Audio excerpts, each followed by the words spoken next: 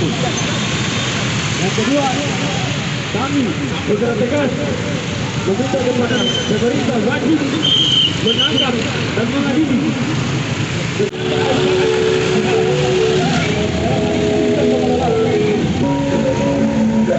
yang melihat dampak daripada otak ini.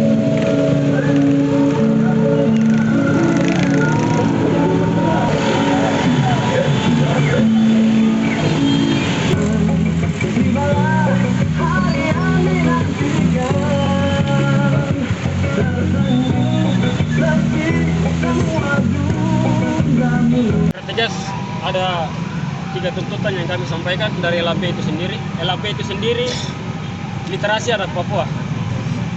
Literasi anak Papua yaitu lintas tengah rasional sistem anak Papua. Itu literasi.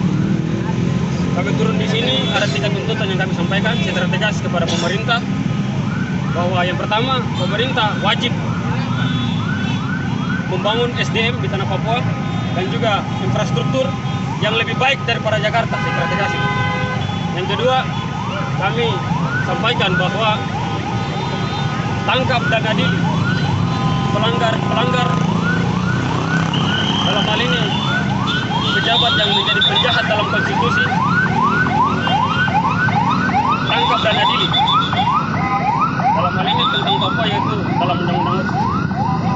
Dan yang ketiga, kami meminta